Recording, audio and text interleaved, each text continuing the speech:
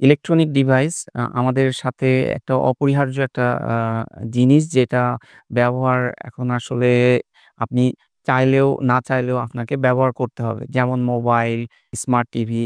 তো electronic device এটা ব্যবহার আমাদের শরীরে বা আমাদের ব্রেনের মধ্যে কি প্রভাব ফেলে আ এইটা বিষয়ে আমরা আজকে জানবো।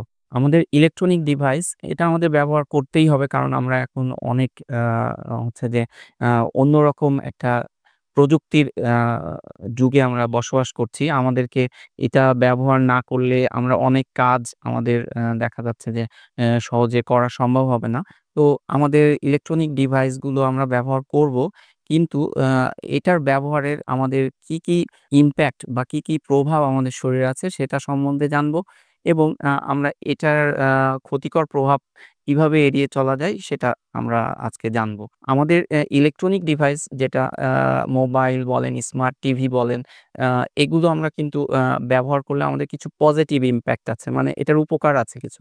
যেমন ধরেন আমাদের কিছু অ্যাপস আছে, কিছু প্রোগ্রাম আছে যেগুলো ব্যবহার করলে কিন্তু আমরা অতি সহজে আমাদের মেমোরি, আমাদের স্কিল এগুলোকে ইমপ্রুভ করতে পারছি। আমাদের কর্মদক্ষতাকে বাড়াতে পারছি। কিন্তু এর যে নেগেটিভ ইমপ্যাক্ট বা এটার যে ক্ষতিকর প্রভাব এটাই বেশি আসলে।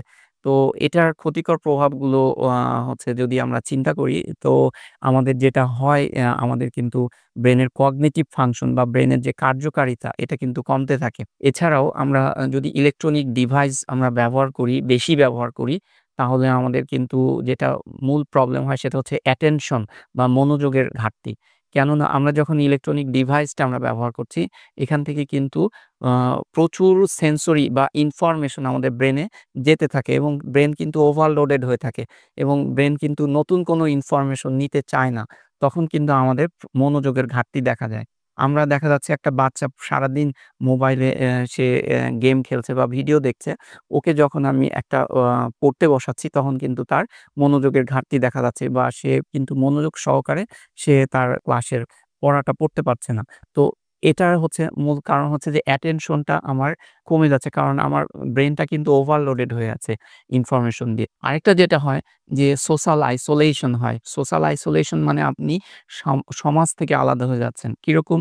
আপনি যখন দেখবেন একটা ঘরের মধ্যে বাবা-মা, ছেলে বা আ কাজিনরা বসে আছে। সবাই একটা করে স্মার্টফোন কিন্তু ইউজ করছে এবং সবাই কিন্তু তাদের একেকজনের ইউজটা কিন্তু ভিন্ন। বাবা দেখা যাচ্ছে একটা নিউজ দেখছে, মা দেখা যাচ্ছে একটা আ YouTube এ ভিডিও দেখছে, ড্রেসের ভিডিও দেখছে অথবা বাচ্চাটা দেখছে কার্টুন। একেকজন একেক রকম জগতের মধ্যে কিন্তু ডুবে আছে।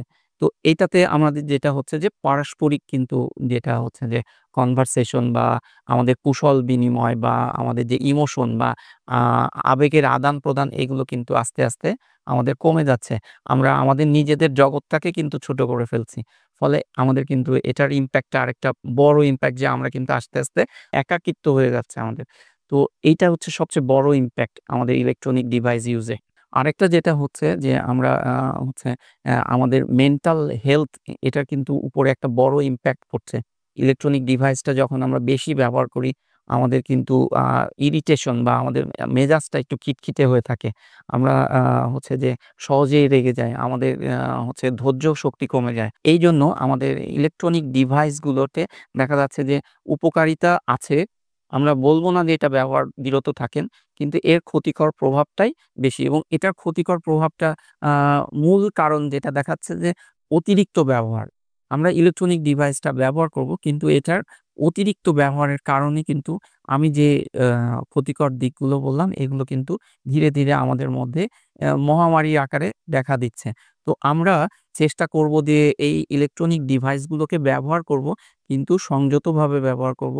আমরা ডেইলি আমাদের ঘুমটাকে আমরা রেগুলারাইজ করব। ঘুমটা নির্দিষ্ট সময়ে ঘুমাবো, পর্যাপ্ত ঘুমাবো এবং ডেইলি আমাদের ফিজিক্যাল এক্সারসাইজ বা নির্দিষ্ট কিছু ব্যায়াম করব।